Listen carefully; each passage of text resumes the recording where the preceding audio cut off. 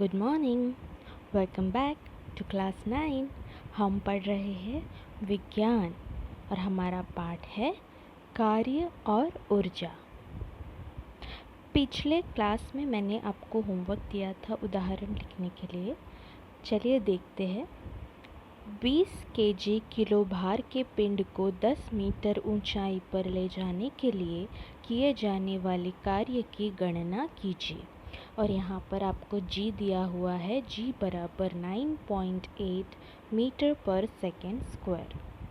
चलो हल करते हैं इस उदाहरण को। m बराबर 20 केजी दिया है, s बराबर 10 मीटर दिया है और g बराबर 9.8 मीटर पर सेकेंड स्क्वायर दिया है। तो सबसे पहले जो कुछ भी हमें दिया है वो हम लिख लेते हैं। उसके बाद हमें यहाँ पर फोर्स यानी कि बल चाहिए। उसके लिए हम क्या करेंगे, बल का सूत्र है F बराबर m इंटू जी। वैल्यूज़ पुट करेंगे इज इक्वल टू 20 इंटू -9.8। अब यहाँ पर माइनस कहाँ से आया? बल की दिशा विस्थापन की विपरीत दिशा में होने के कारण ऋण चिन्ह यहाँ पर लिया गया है। तो हमें मिल गया F बराबर, मल्टीप्लिकेशन करेंगे तो आंसर मिलेगा -196 न्यूटन। अब हमें सूत्र पता है, W बराबर F गुणिला S।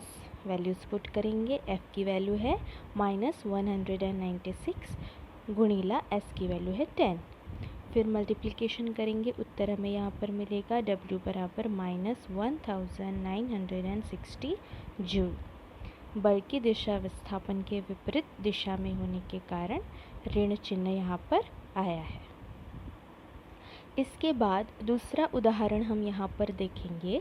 प्रवीण द्वारा क्षैतिज के समांतर दिशा से 60 डिग्री के कोण पर लगाए गए 100 न्यूटन बल द्वारा पिंड का क्षैतिज के समांतर दिशा में विस्थापन होता है तथा 400 जूल कार्य होने के कारण पिंड का होने वाला विस्थापन कितना होगा?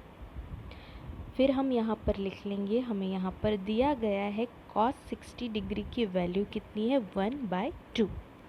थीटा बराबर यहाँ पर दिया है 60 डिग्री, F बराबर है 100 न्यूटन, W बराबर है 400 जूल।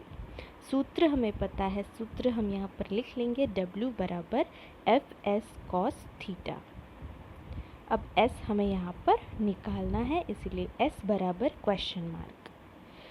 तो हम यहाँ पर सूत्र में वैल्यूज़ पुट करेंगे।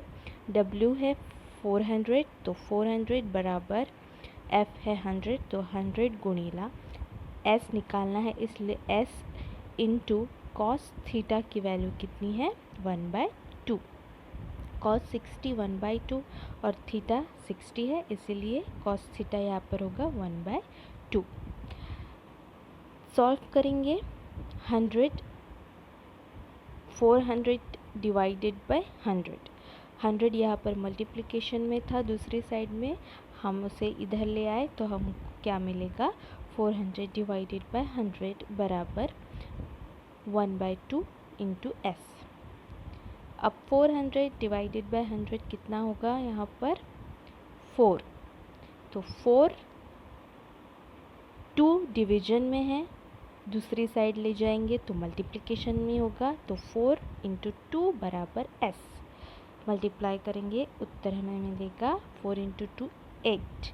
तो यहाँ पर S बराबर होगा 8 मीटर।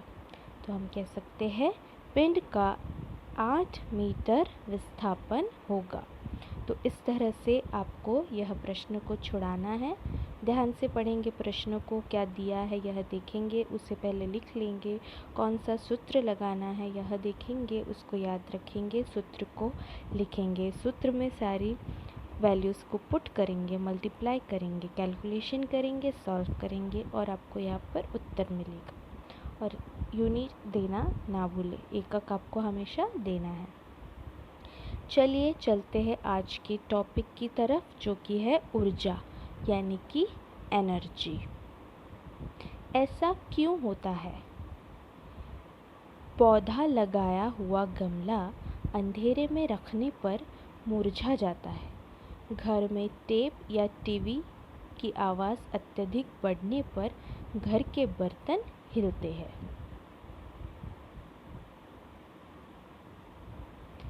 सूर्य प्रकाश में पकड़े हुए उत्तल लेंस की सहायता से कागज़ पर प्रकाश एकत्र करने पर कागज़ जलता है। पदार्थ में समाविष्ट कार्य करने की क्षमता को उस पदार्थ की ऊर्जा कहते हैं। कार्य और ऊर्जा की इकाइयाँ समान हैं। एसआई प्रणाली में इकाई जूल और सीजीएस प्रणाली में इकाई अर्ग है।